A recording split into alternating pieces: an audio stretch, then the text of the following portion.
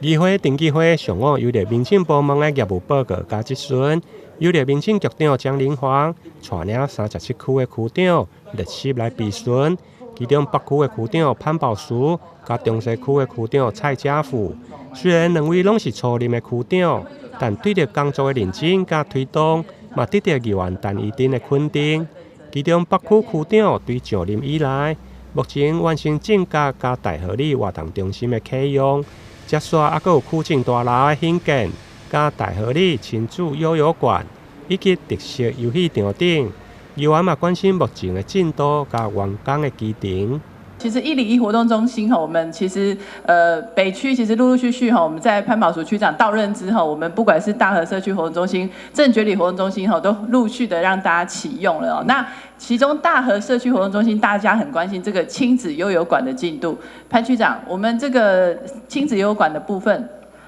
目前的进度。亲子幼馆的部分，目前我上次问社会局，他说在等公所把这个交给他们，再做后续的处理。那我们这个前置的工作做好了吗？他目前的话，我们已经送公务局在办理他的那个执照的变更。那刚才也稍微有问一下公务局的话，他说如果资料都没有错误的话，3天内就可以核发了。哦，好。所以我们预计应该这个月会拿到。好，那拿到之后加速的尽快让这个后续社会局可以接下来做这个亲子游馆的这些相关的工作。我们大和公园因为为了3楼这个亲子游馆，然后1楼，所以我们特别去争取跟国土署争取经费来做这个特色游戏场那也希望说能够让跟3楼有一个串联那我们这个1楼的这个特色游戏场，这个大和公园特色游戏场目前进度怎么样？跟你做报告在9月2号已经开工了，那预计在12月30号会完工。12月30号有一个很高的这个1米高的一个喜鹊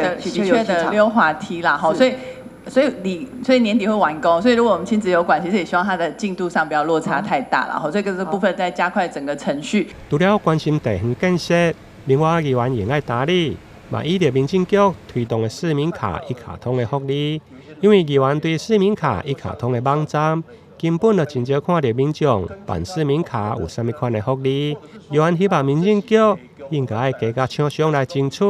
至少要提供优惠的折扣。这样的吸引民众来办卡，创造多赢。